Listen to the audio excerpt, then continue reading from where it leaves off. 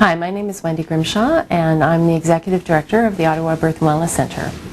So the Ottawa Birth and Wellness Centre is a not-for-profit organization that has been set up by the Ontario Ministry of Health and Long-Term Care as a 2-year pilot project. There'll be a birth centre in Ottawa and there'll be one in Toronto. And so what we're trying over this next 2 years is to figure out what the right model is for birthing centres, so hopefully that we get a number of centres across the province. So this birth centre consists of 2 parts of the business. There's the birthing side and then there's the wellness side. And combined they're a one-stop shop for women to give birth and receive services related to pregnancy and childbearing. So on the wellness side of the business, we've got some educational space and some clinic rooms that we rent out to a number of service providers to provide services such as naturopath, lactation consulting, baby Zumba, mama yoga, prenatal support and classes, childbirth education, those kinds of things. And so that side of the business will have a range of service providers, and we'll get them to post on a calendar for people and to post on our website in terms of their services. And so in the case of an emergency on this side of the business, what we would do is we would simply call 911 and indicate it was the wellness side of the business, because by exception you'd go to the birth center side, and then we'd have someone stand at the front and flag you down so that you come down into this entrance here. So in terms of the history of the birth center, in January of 2012, the ministry went out to the community and asked for proposals from organizations or groups of people to propose a birthing center concept. And so the Ottawa Birth Center was selected among many proposals, as was the Toronto Birth Center, as these pilot projects. And so the Ottawa Birth Center got approval in January of 2013 that the proposal had been accepted. And so since that time we've been working diligently with the midwifery groups in the community, and there's 5 of those, and a number of community representatives to establish the birth center. And so it's been a really community-driven approach, and we're in December 2013 now, and we're hoping to be open in the new year. Hi, my name is Genevieve Gagnon, and I'm the clinical lead midwife to the Ottawa Birth and Wellness Centre. Here at the Ottawa Birth and Wellness Centre, we kind of serve the clientele. We offer choice of birthplace within the greater philosophy of midwifery care in Ontario. So part of that philosophy is informed choice discussions, continuity of care, and choice of birthplace. Why birth centers? Birth centers is that easy third option. So currently midwives offer both home and hospital birth. And we know from our clientele that about 40% of women would choose a birth center birth if that was an option for them.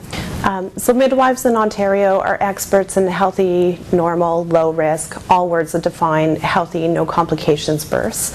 And that extends to the pregnancy, the labor and birth, and the 6 weeks postpartum.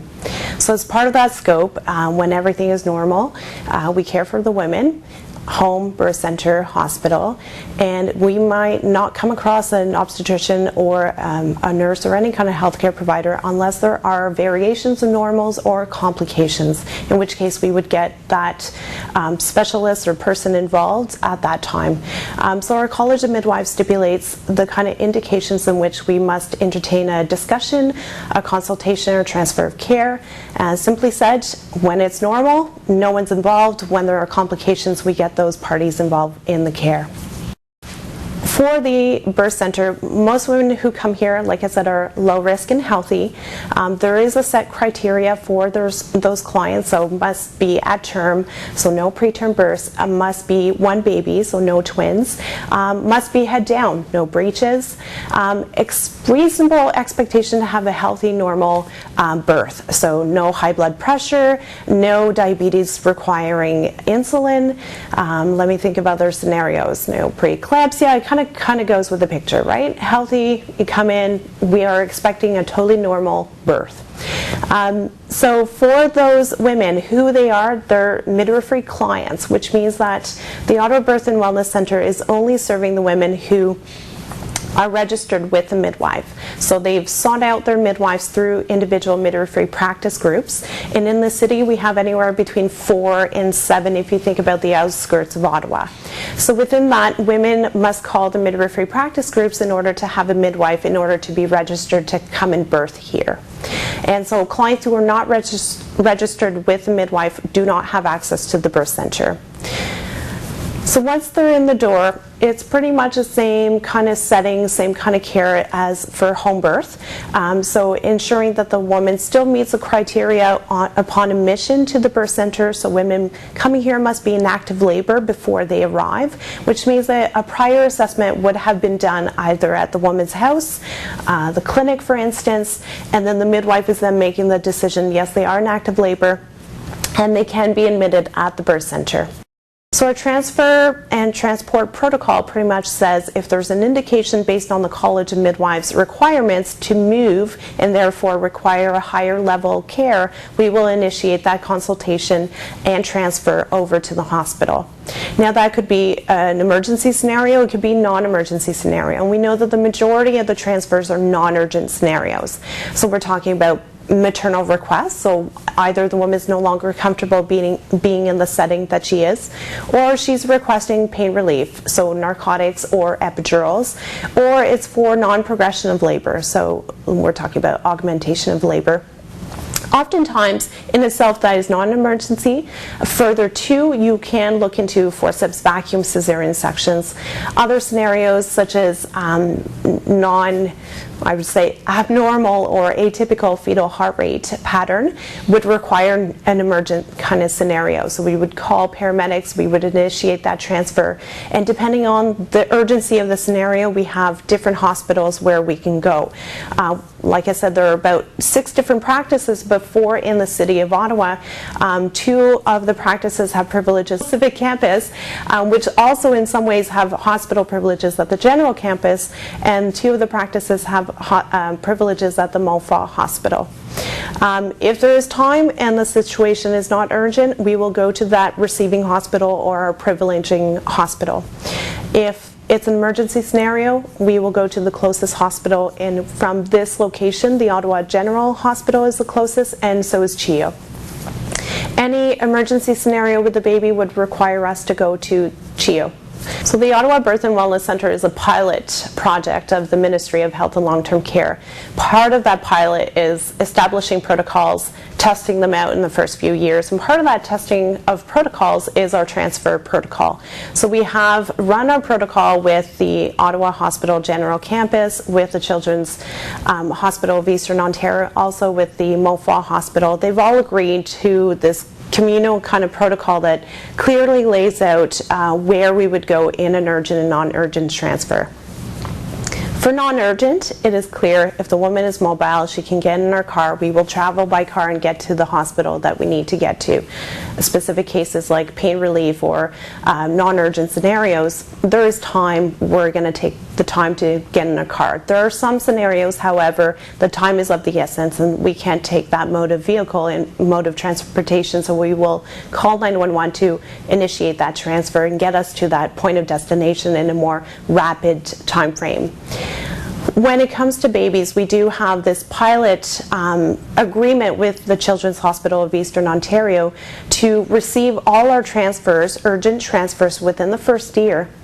And at what point we'll reassess and look at the scenarios, the individual circumstances in which a baby was sent to CHEO, and look at whether or not it is the appropriate level at the appropriate facility. But that is only a decision that will be made in 1 year's time. Within that time frame, all our babies' urgent scenarios requiring a higher level of care will all be directed to the Children's Hospital of Eastern Ontario.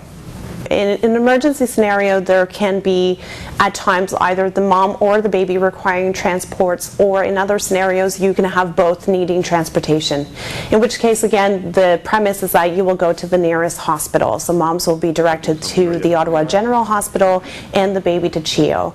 The Ottawa Hospital will ask whether or not the baby is coming with the mom or not, and we will specify that at that time because there are individual circumstances.